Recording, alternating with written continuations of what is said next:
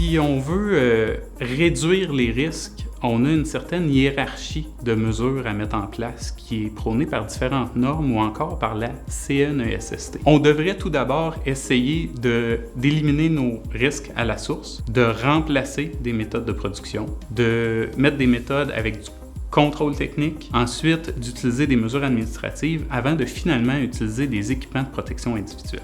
Pendant des années, j'ai sécurisé des machines qui étaient déjà en production. Et éliminer un danger présent sur une machine, c'est très difficile. Il existe déjà. Qu'est-ce qui peut être plus sécuritaire qu'un danger qui n'existe pas? Donc, en conception, on a cette possibilité-là. Si on considère notre sécurité au courant de la conception, il y a des choses qu'on peut changer pour éliminer certains dangers. Par exemple, on peut éviter un cisaillement en éloignant certaines pièces. Ou encore, on peut changer les techniques d'assemblage sur une pièce qui pourraient nous éviter certains dangers.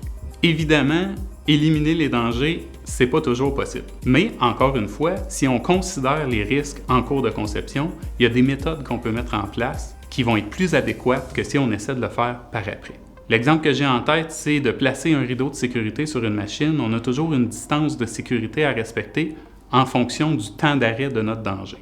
Le faire au moment de la conception va nous permettre d'avoir un rideau qui est à la bonne distance. Dans tous les cas, intégrer l'appréciation du risque à votre conception de machine peut vous rapporter gros.